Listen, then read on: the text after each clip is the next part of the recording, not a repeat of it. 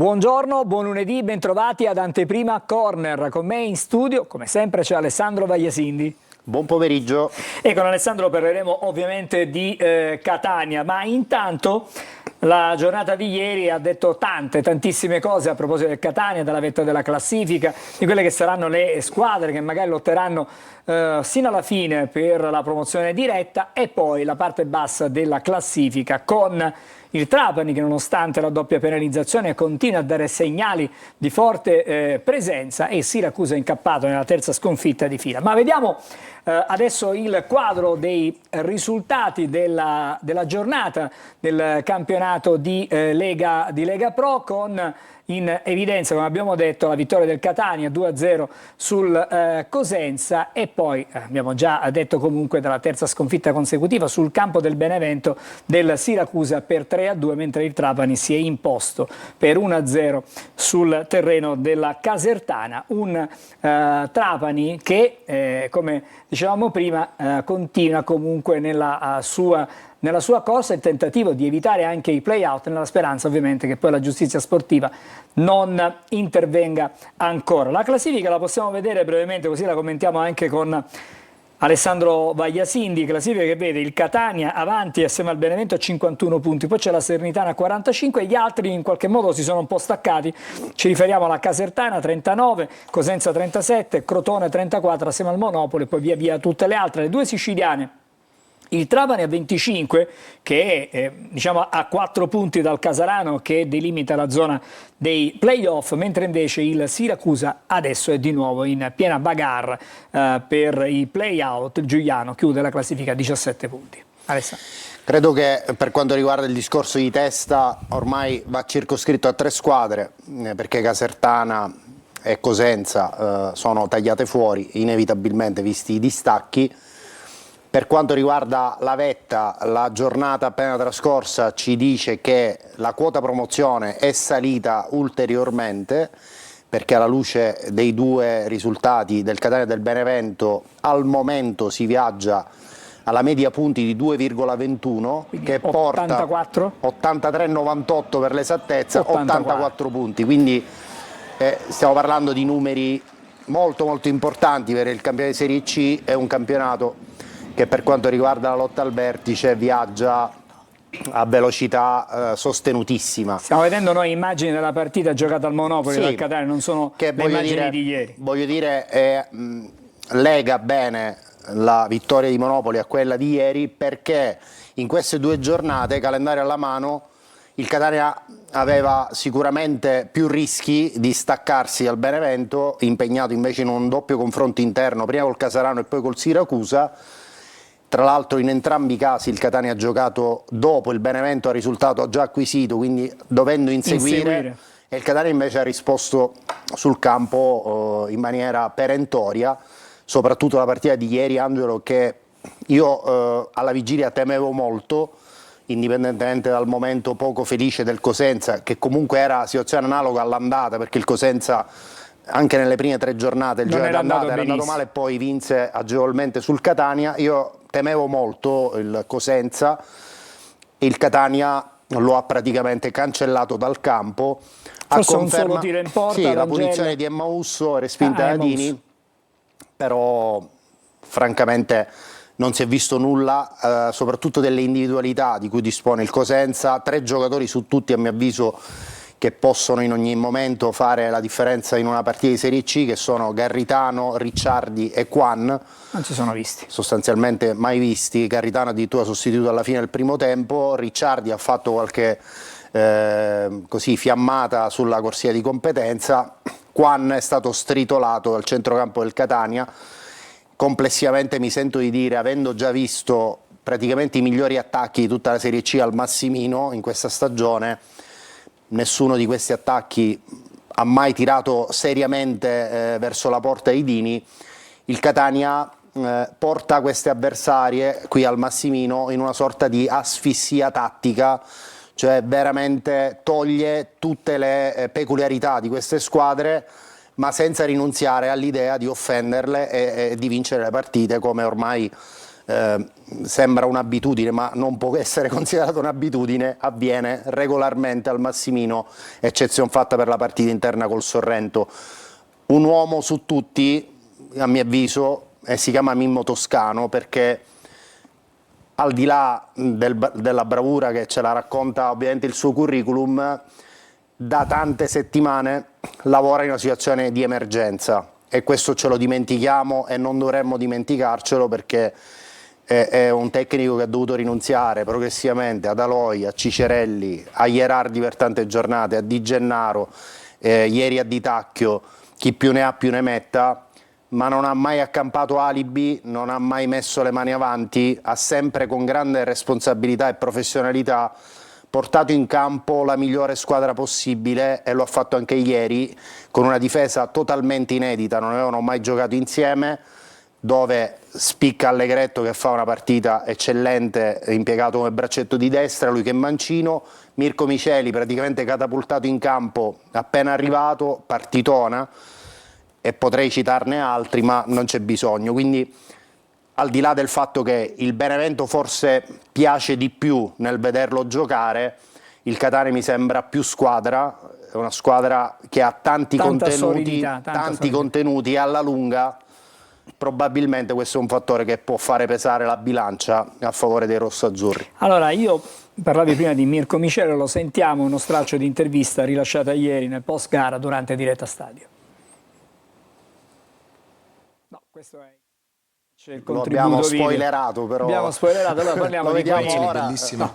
L'ho immaginata prima della partita come poteva essere da dentro il campo, ed era proprio come lo immaginavo, quindi pensavo meglio.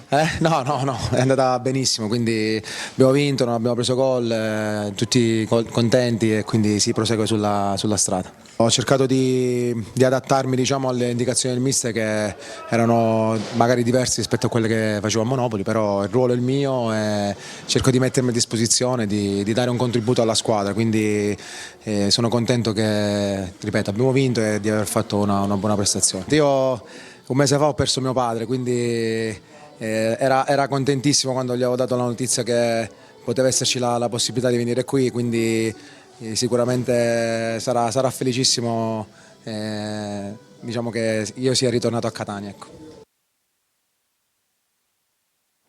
Allora, abbiamo sentito le parole di Miceli emozionato, fra le altre cose ha parlato anche del papà che purtroppo non c'è più, però evidentemente avvertiva questa necessità di ritornare a Catania, questa esperienza con la maglia della prima squadra. Ha raccontato tra l'altro un aneddoto molto curioso, che lui era a raccattapalle nel giorno di Catania Albino Leffe 2-1, che contrassegnò la promozione in Serie A dei rossoazzurri con il gol di Del Core. Lui era a raccattapalle, quindi è evidente che un ragazzo che sente molto la maglia, al di là del fatto che non ha mai militato nel Catania se non per una apparizione nel settore giovanile, però evidentemente si è portato dietro nel suo percorso professionale questi ricordi, queste immagini, e ieri ha dimostrato sul campo di essere un difensore assolutamente affidabile, non ha fatto rimpiangere Matteo Di Gennaro, è stato pulito, essenziale,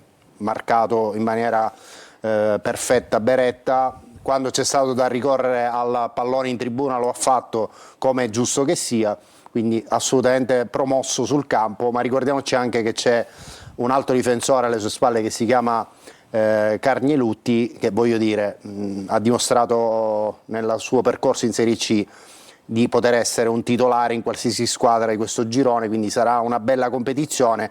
Tra l'altro Carnielutti all'occorrenza può anche giocare braccetto a destra, quindi un'opzione in più per mister Toscano. Abbiamo visto il ritorno di Ierardi, fra le altre cose, anche se è una piccola porzione di gara. Pieraccini, al di là dell'intervento per la frattura al metacarpo, è tecnicamente da considerare disponibile, il ragazzo si sta allenando, avrà un tutore, quindi dovrà convivere con un tutore per qualche settimana, ma di fatto è un giocatore disponibile per le prossime gare ufficiali. Ieri ovviamente non c'era per squalifica, quindi comunque nell'emergenza il Catania ha ricostruito laddove era necessario per rendere una standard di competitività sempre alto in ogni tipo di prestazione. Alessandro, l'abbiamo prima spoilerato, adesso vediamo Alessandro Quaini che è stato il top del match. Sì, io credo che ieri Quaini abbia fatto un partitone per la qualità del centrocampo del Cosenza, oltre Quan c'è un mediano a protezione della difesa come Langella, lo stesso Garritano che comunque alla vigilia era un cliente assolutamente difficile,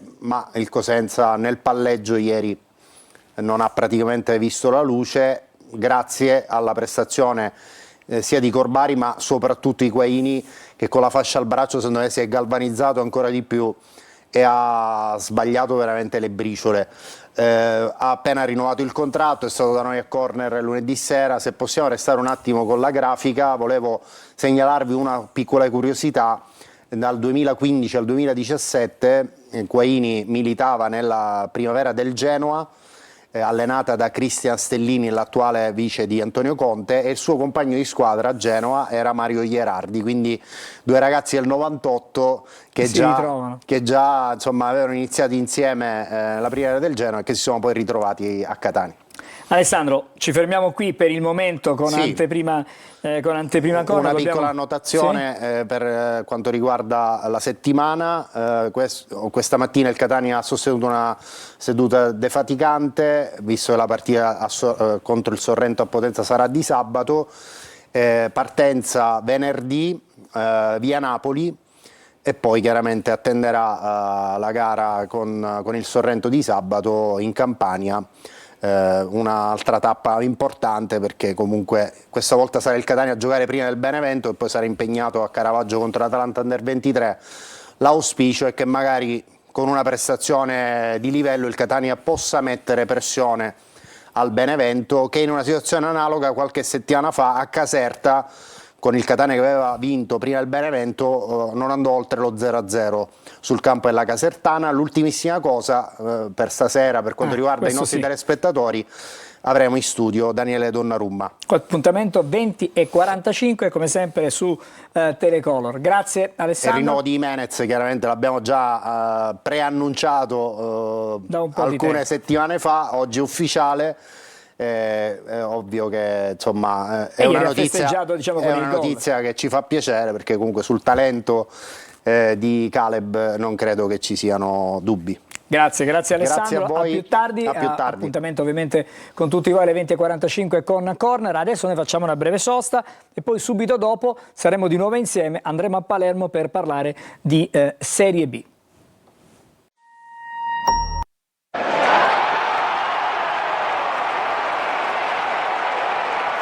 Allora, torniamo insieme come annunciato prima della pubblicità. Adesso siamo a Palermo con Marco Gullà. Buon pomeriggio Marco.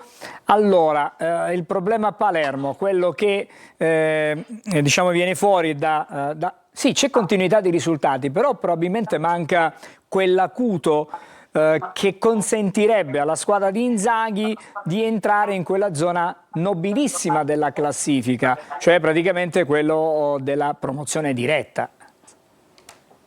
Sì, buon pomeriggio anche a tutti i telespettatori. La positiva, tra l'altro, ormai continua da 9 giornate in cui il Palermo, mi sentite, giusto? Abbiamo qualche problema, però fino adesso va bene. Va bene, 9 giornate appunto in cui il Palermo non perde. Il problema è un altro, a parte sì, l'acuto in trasferta che certamente darebbe un segnale al campionato concreto, come a dire il Palermo c'è per la promozione diretta. Il problema è un altro, che comunque in questo momento chi è davanti corre molto. Venezia, Monza e Frosinone vincono quasi sempre e quindi è davvero difficile poi per il Palermo tenere il passo di queste grandi, perché poi al di là delle lacune che comunque questa squadra ha, della poca forse concretezza sotto porta in determinate partite, vedi Modena, ma vedi anche Mantova, Palermo comunque i punti li ha fatti, probabilmente anche in altri campionati addietro, la stessa media punti che ha in questo momento sarebbe tra il terzo e il secondo posto, quindi insomma in zona promozione diretta. Sfortunato forse, perché comunque lì davanti le squadre corrono e corrono abbastanza, soprattutto Venezia e Monza, scusate, Frosinone. Venezia che tra l'altro lo dico ogni settimana, la reputo la squadra più forte del torneo. Allora bisogna fare qualcosa in più, bisogna fare qualcosa in più in campo, come è successo a Modena. Palermo stava trovando comunque la via del gol con la giocata di Ranocchia, poi annullato a Palumbo, decisione abbastanza opinabile da parte insomma, dell'arbitro, poteva essere dato come poi poteva anche non essere come poi è successo.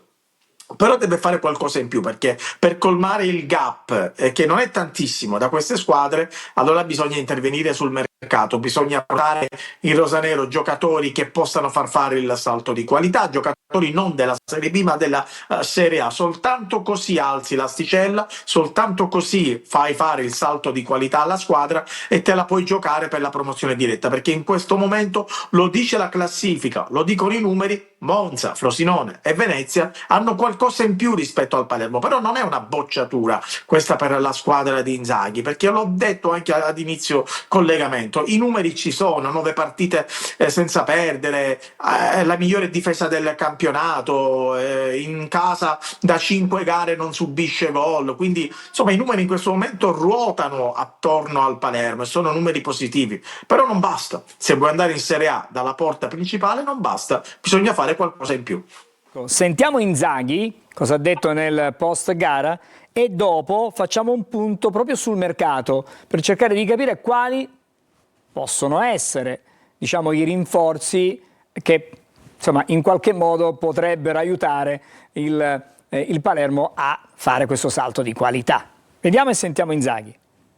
Quasi 18 partite senza perdere e fare risultati positivi, per cui questo ci deve dare convinzione che siamo forti, che la strada è giusta, e che possiamo migliorare, sì, sicuramente, però insomma è diventata dura per tutti giocare contro di noi.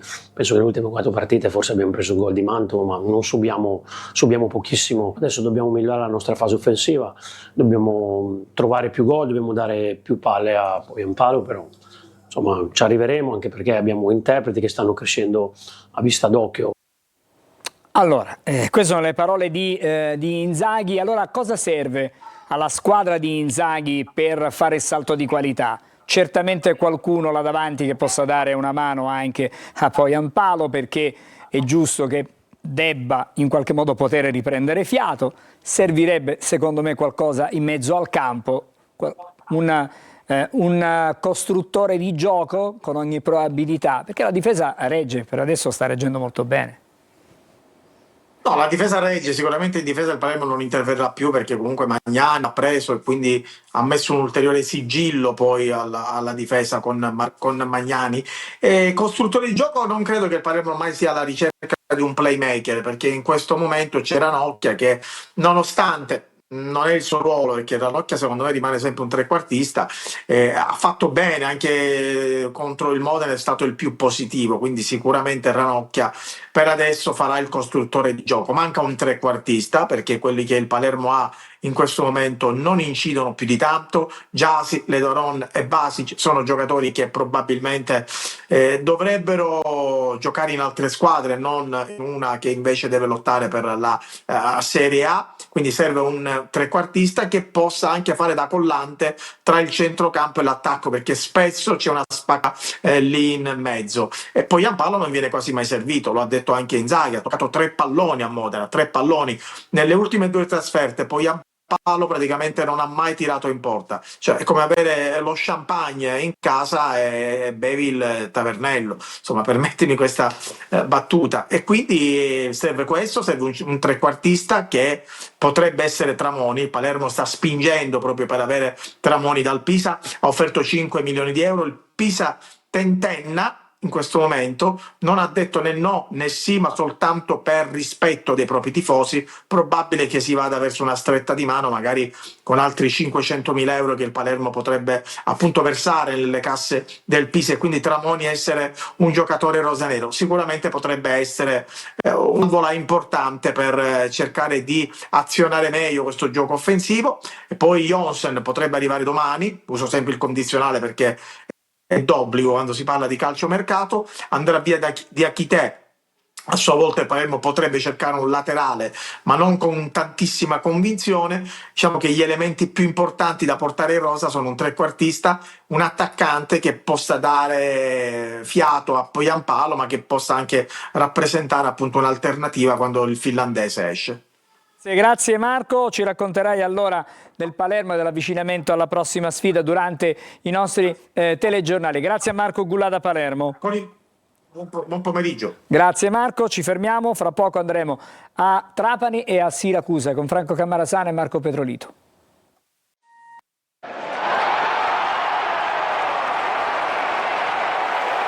Siamo nell'ultimo segmento di Anteprima Corner e allora subito collegamento con Franco Cammarasana. Buon pomeriggio Franco. Buon pomeriggio Angelo. Permettetemi di salutare anche il nostro Marco Petrolito che si trova a Siracusa.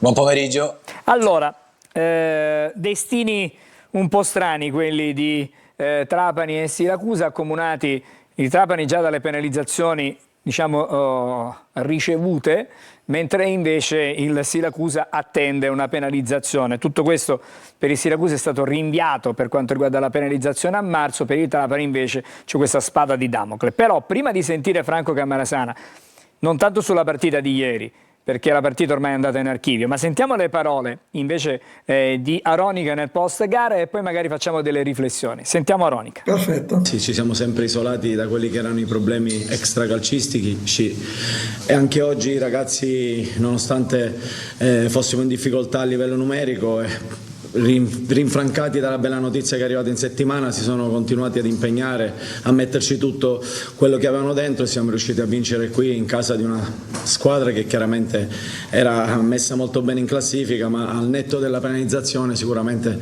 una squadra che ha pari punti del Trapani, quindi testimone il lavoro fatto da parte dei ragazzi che ripeto hanno fatto un grande lavoro e al netto della penalizzazione sicuramente sarebbero più avanti della Casertana. Da domani saremo di nuovo al lavoro col presidente cercando di numericamente portare la rosa a 23 come è giusto che sia e quindi ripeto sono molto fiducioso, il presidente è ricco di entusiasmo, ci ha già chiamato, si è complimentato e quindi sono sicuro che il Trapani da qua al 2 febbraio riorganizzerà nel migliore dei modi la rosa per far sì che comunque si giochi al meglio le ultime gare.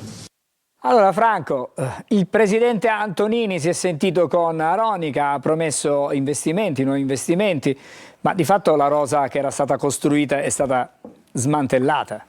Completamente smantellata. Che cosa succede adesso?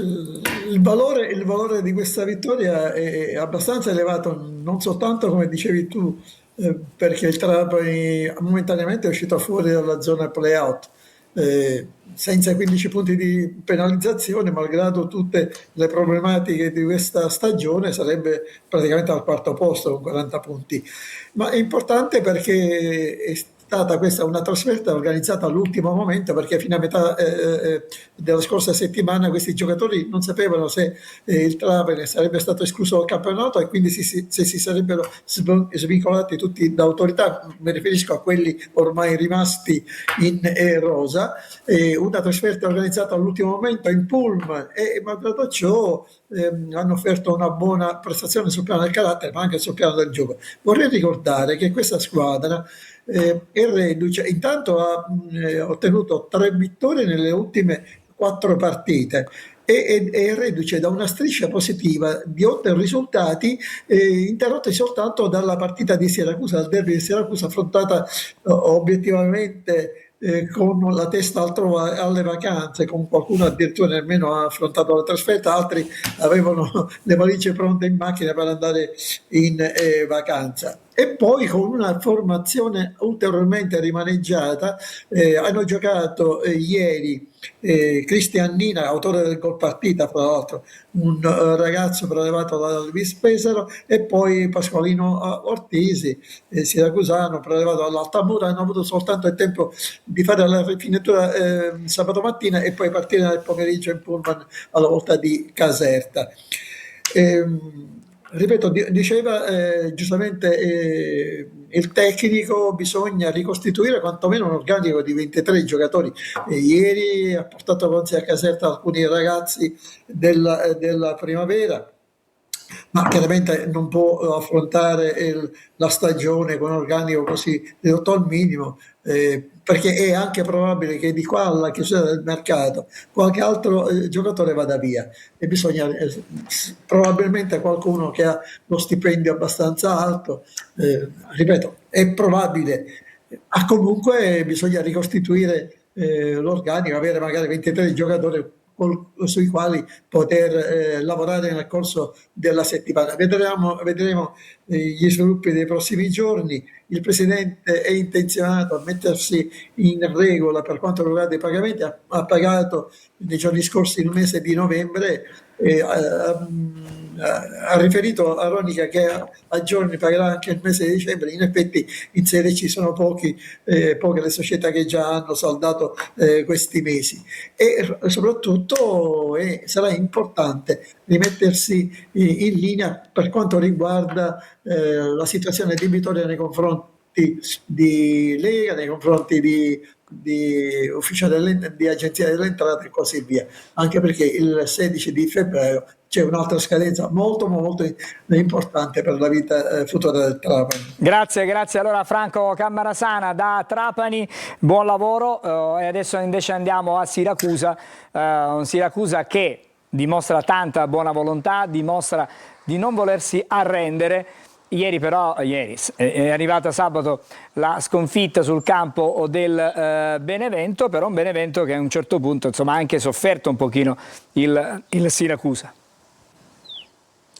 Sì, buon pomeriggio Angelo, azzurri che tornano da Benevento con la terza sconfitta consecutiva, con la consapevolezza però di essere riusciti, anche se soltanto a tratti, di mettere in difficoltà e di creare qualche grattacapo ad una delle formazioni più forti e temibili del campionato. Del resto, come era facile prevedere e come palesano i numeri, ecco l'enorme potenziale offensivo del Benevento, si è insomma visto sin dalla metà del primo tempo. La squadra campana è riuscita a ribaltare il vantaggio iniziale che era stato siglato da Di Paolo, per l'esterno migliore in campo di Siracusa, tra l'altro il quarto gol, quello realizzato al Vicorito in questa stagione. Poi, come detto anche da Dorati nel post partita, ecco, la squadra retusea non è riuscita, soprattutto per merito del Benevento, a continuare a giocare con la stessa intensità con cui aveva fatto all'inizio. Sono arrivate 3 reti in sequenza, 2 parse evitabili. A fine primo tempo, ecco, già il risultato sembrava abbastanza delineato, poi il 3-2 di Pacciardi ha reso meno pesante almeno le punteggi della sconfitta, ma comunque si tratta di una prestazione che fa ben sperare, in vista della gara di domenica prossima col Crotone, che ha visto gli azzurri tenere bene il campo, anche nella ripresa, giocare un calcio sempre positivo, bello da vedere. Bisognerà comunque ripartire, ecco, dall'intensità, dal carattere, dalla tenuta, perché anche con il Crotone sarà una sfida difficilissima, una gara che insomma i Leoni possono avere qualche chance di vincere, di tornare a fare il risultato, anche grazie all'innesto dei nuovi arrivi. Ricordiamo che il Siracusa è il terzultimo, ma sempre ancorato alla zona salvezza, che desta 3 punti, che dista 3 punti. Parlando di mercato, appunto, oltre ai nuovi arrivi sembrerebbe praticamente fatta dopo il raggiungimento del relativo accordo di ieri col difensore centrale Saer Diop, anche se manca ancora l'ufficialità da parte della società retusea per il giocatore di proprietà dell'Union Brescia in forza all'Ospitaletto. Ecco, si tratta di un arrivo importante che andrebbe a rinforzare il reparto addetrato, operazione che non esclude del tutto qualche ulteriore uscita, ma che comunque dopo gli arrivi di Pannitteri, di Arditi e di Sbaffo, che hanno giocato anche uno scambio di partite in Campania facendo vedere delle buone cose, lasciano ben sperare. Per il resto che dire, si guarda con fiducia la prossima scadenza societaria, così come avviene a Trapani, quella del 16 febbraio, in attesa che TFN poi tra un mese esatto formalizzi, ecco, l'attesa penalizzazione, nella speranza che intanto possa arrivare qualche punto utile a far risalire la classifica, che si verrà a delineare nelle successive settimane, ma di questo avremo modo di parlare. Grazie, allora grazie anche a Marco Petrolito per il suo contributo da Siracusa, e ovviamente ci risentiamo con Anteprima Corner con te lunedì prossimo, e poi invece ci racconterai del Siracusa il prossimo impegno nel corso dei nostri telegiornali. Invece, prima di salutarci, ricordo che l'appuntamento è per stasera alle 20:45 con Corner, la puntata tutta dedicata al Catania, e avremo la possibilità chiaramente di approfondire sia la sfida con il Cosenza, ma anche di parlare di quello che è il mercato, di quello che sarà nelle ultime giornate il mercato del Catania. Ospiteremo, come abbiamo già detto e anticipato, Daniele Donnarumma, esterno del Catania, in studio durante la nostra trasmissione. Per adesso ci fermiamo qui, grazie per essere stati con noi, l'augurio a tutti voi di un buon pomeriggio.